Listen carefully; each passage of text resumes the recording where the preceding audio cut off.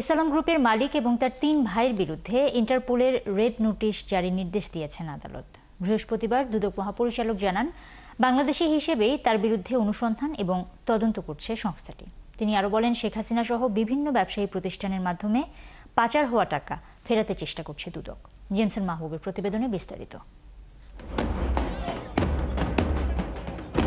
গণ অভ্যুত্থানে ক্ষমতাচ্যুত শেখ হাসিনার ক্ষমতার সঙ্গী হয়ে এসালম দখলে নেয় অন্তত ৬টি ব্যাংক, আরও বেশ কয়েকটি আর্থিক প্রতিষ্ঠান। ব্যাংক থেকে নাম সর্বস্ব প্রতিষ্ঠানের নামে ঋণের বিনিময়ে হাতিয়ে নেন লক্ষ কোটি টাকা।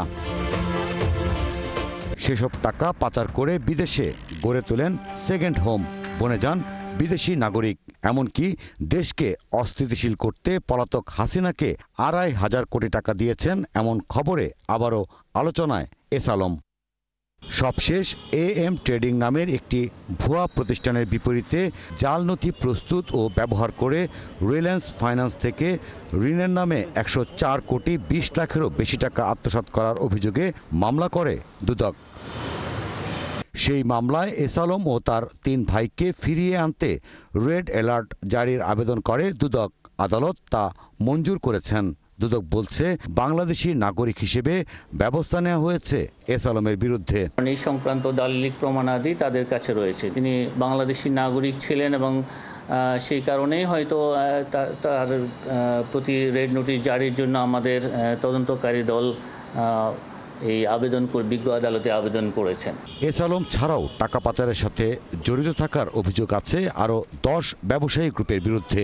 অনুসন্ধানে দুদক গঠন করেছে টাস্ক ফোর্স। BFIU এর তথ্য মতে ১০ ব্যবসায়ী গ্রুপের ৫৭,২৫৭ কোটি টাকা জব্দ হয়েছে।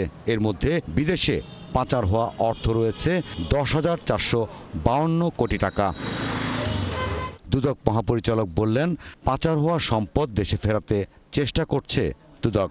বিদেশে যে অর্থ পাচার হয়েছে সে অর্থ পুনরুদ্ধারের জন্য দুর্নীতি দমন কমিশন, বাংলাদেশ ব্যাংক সহ সরকারের আরও অন্যান্য সংস্থা সবাই আমরা একসাথে চেষ্টা করছি এবং এটা একটি আইনি প্রক্রিয়ার মাধ্যমে এই কার্যক্রম সম্পন্ন করতে হবে। এটা সময় সাপেক্ষ। এদিকে অগ্রণী ব্যাংকের ৫১ কোটি টাকা আত্মসাতের অভিযোগে ব্যাংকটির সাবেক ব্যবস্থাপনা পরিচালক সৈয়দ আব্দুল হামিদ সহ ১১ জনের বিরুদ্ধে মামলা করেছে দুদক। দণ্ডবিধির ৪০৯, ১০৯ এবং জেমসন মাহবুব, ৭১, ঢাকা।